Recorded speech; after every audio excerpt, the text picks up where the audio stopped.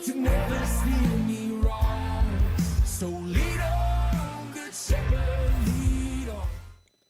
Hello, everyone, and welcome to the For His Name's Sake podcast, where we talk about leadership skills for this generation that they can use not only in their church, school, and community, but most importantly, their entire Christian walk. And so today with us we have Sarah Lee. Hi. She's a local teacher at Greenville Christian. She's been on a few times before. Thank you for coming back on. Thank you for having me. And today, I think the topic, it's a random topic, but I think it kind of goes with our ministry, and I think it can apply to everyone's life. And that the topic, the title of this is Feed My Sheep. And so if you know anything about the Bible, this is talking about Peter. We're going to talk about his denial, his failures, and then we're going to kind of go into his recalling, his rededication almost, his repentant heart.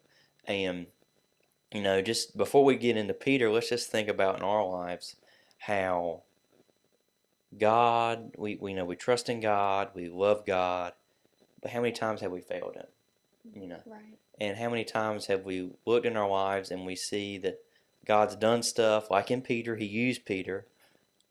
He used all of His disciples, but He used Peter a lot. And we get those opportunities and stuff like that happens to us and God uses us, but then we still fail Him. And I think Peter's story here and what happened in his life is a testimony to us about when we fail, God can still use us. So, has there been times in your life that you feel like you failed, maybe? Yes, yeah, definitely. I think for anyone, there comes times where you fail and you realize that, God's been so good to us, but yet we still, in our human flesh, choose to do our own will sometimes. And you think about Peter, he was one of the inner circle friends with Jesus, like one of the close three. And so even though he was so close to God, no matter how close you can get or become, you'll still fail. But that's just part of our human nature. But God always forgives and brings us back in. Right. And as we'll see with Peter in his life and what happened, we'll see how God still uses him. So we're going to be in two different passages today. I'm going to get my big Bible over here. And the first one's in Luke 22. And we're going to talk about Peter's denial. And so in verse 54, it says, "And then they took him and led him and brought him into the high priest's house, and Peter followed afar off." So basically at this point, this is after the Garden of Gethsemane and Jesus' prayer. And so the soldiers have came and got him, and they're going to take him to trial, which was illegal, but they didn't care. And so Peter is following, but you notice it's afar off. He's not right there with the crowd. He's kind of being sneaky. I guess, in other words, he doesn't want people to know, who he is. And so then in verse 55 it says, "And when they had kindled a fire in the midst of the hall, and they were sit down together, Peter sat down among them. But a certain maid beheld him as he sat by the fire, and earnestly looked upon him, and said, This man was also with them." So basically this lady that's in this, she's saying, that guy's with Jesus. He's one of his disciples. And then it says in verse 57 for the first time that he said, "And he denied him, saying, Woman, I know him not." So here's the first instance in this night that Peter denied Jesus. That Peter denied knowing Jesus. That was like, I have no part of him. I don't know who he is. And so then the next verse it says, "And after a little while another saw him and said, Thou art also of them. And Peter said, Man, I am not." So here again, within 3 verses, Peter has said, Nope, I have no clue who he is. And then in verse 59 it says, "And about the space of 1 hour after another confidently affirmed, saying, Of a truth this fellow also was with him, for he is a Galilean. And Peter said, Man, I know not what thou sayest. And immediately while he spake, the cock crew. And the Lord turned and looked upon Peter, and Peter remembered the word of the Lord that he had said unto him." And so before I read that, within 3 verses, Peter denied Jesus 3 times. And it's like, Peter, what are you doing here? Exactly. Like, you've been following Jesus this whole time, and how can Peter do that? Right. And then when the rooster crowed, that was like his wake-up call. And there's going to come to a point where there'll be a wake-up call for everybody. Yeah. And hopefully it's sooner than later, but you'll realize that, it doesn't take too long for you to go down the wrong path. Like with Peter, the day before, he was walking with Jesus before he was arrested. And now within the span of just one day, he's already denied him 3 times. Yeah. And then verse, 61, the part I didn't read, it says, before the cock crowed, thou shalt deny me thrice. That's what Jesus had said to Peter before any of this happened. That, Peter, you're going to deny me 3 times. And Peter didn't believe him because, like we said, everything was fine. Everything was going good. And then next thing we know, the next day, he's denying him 3 times. And then in verse 62, it says, Peter went out and wept bitterly. And so I think after that happened and the Lord reminded him, and it wasn't, the Lord did remind him because he remembered what the Lord said to him a few days earlier, that you're going to deny me, Peter. And, that was probably Peter's biggest failure in his leadership walk and his walk with Jesus, that he denied Jesus 3 times. And even though that was part of his story, he still denied the risen Savior. And that 3 times he could have been identified, and he was, but he said, no, I don't. And it's interesting that people didn't press it, they didn't keep on. Right. They just, kind of said that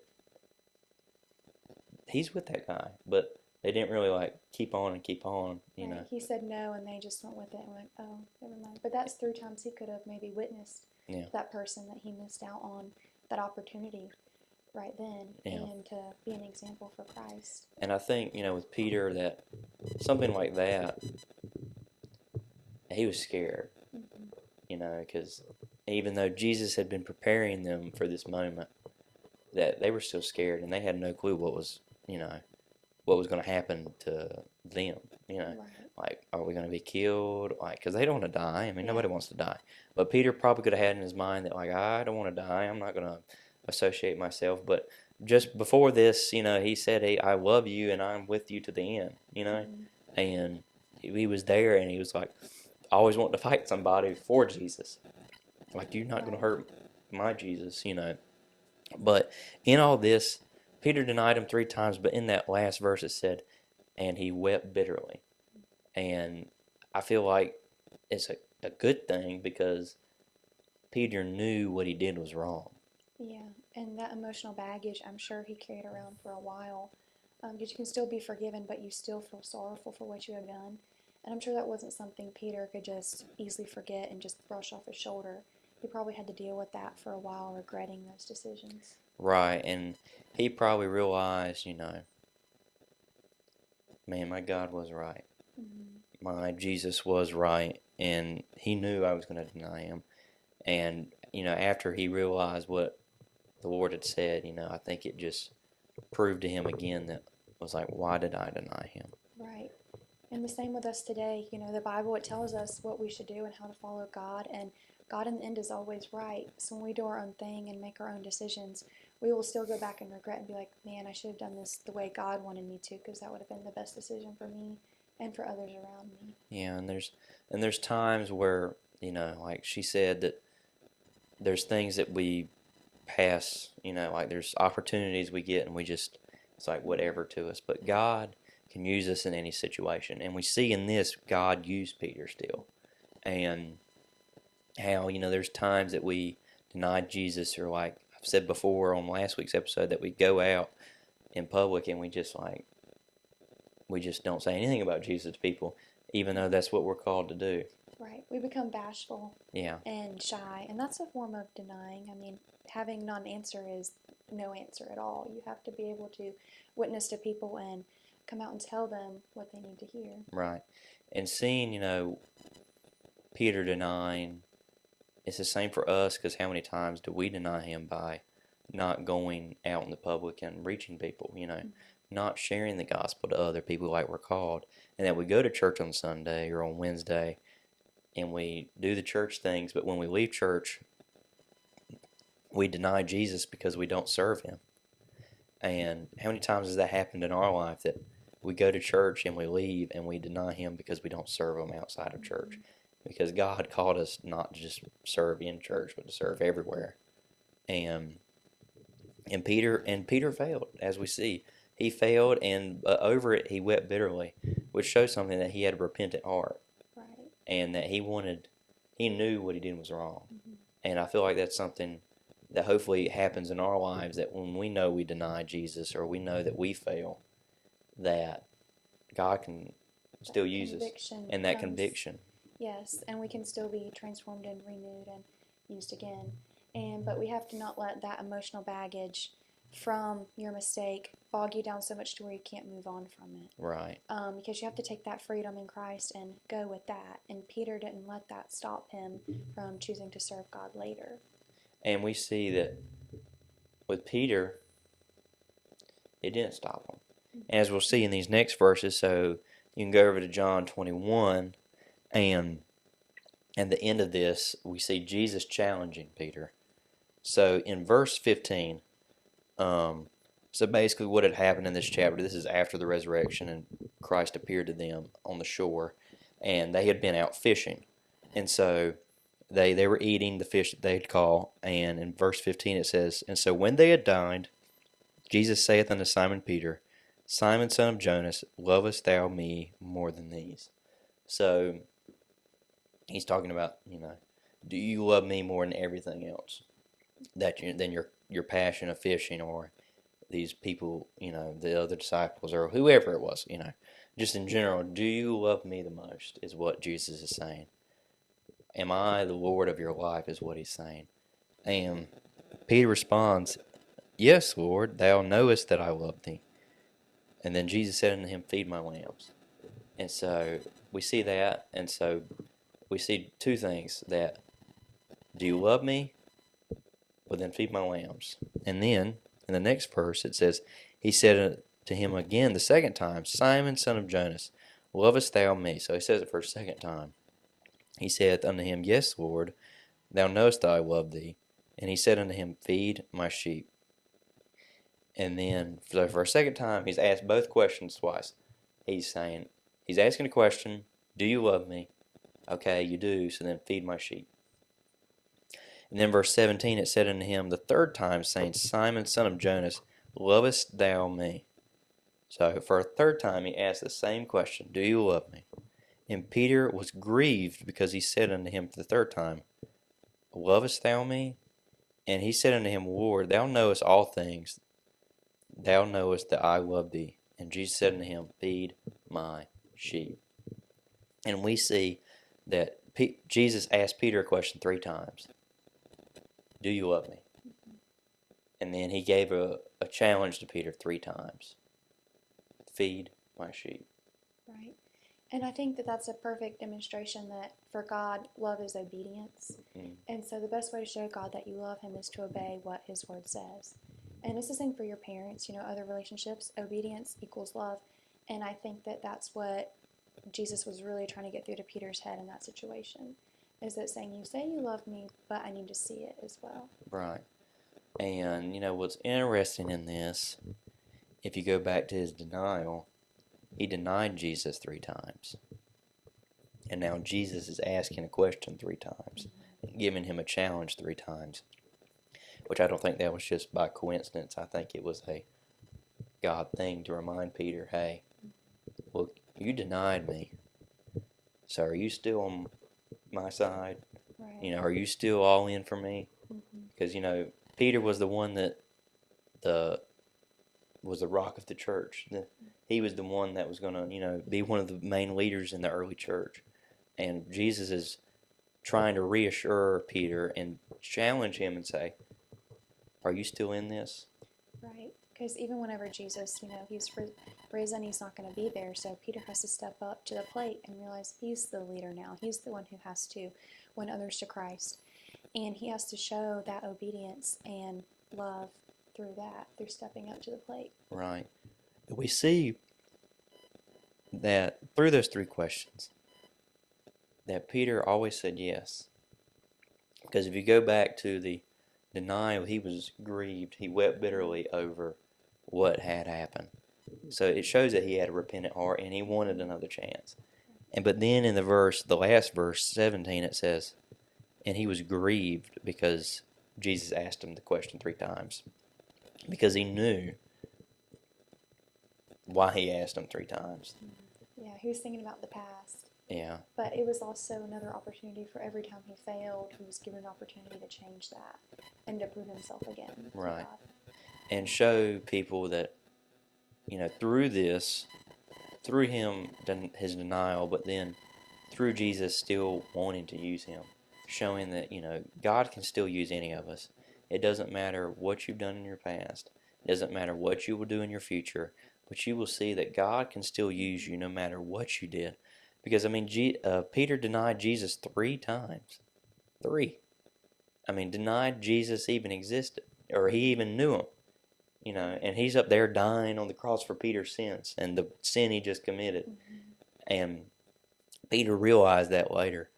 But God can use any of us, no matter our past, no matter what we'll do in our present, and no matter what we'll do in our future.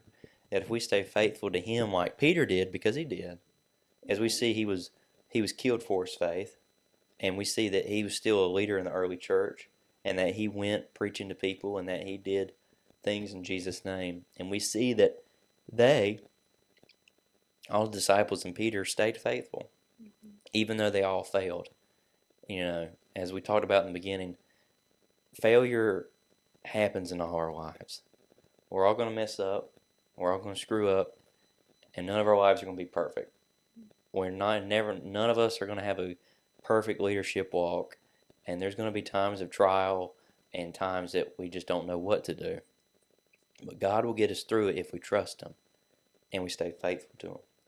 Right, and I think that God, sometimes if we mess up, he can punish you. If you're his child, he can punish you and get you in the right direction. But also, God, he'll give us another opportunity to do the right thing.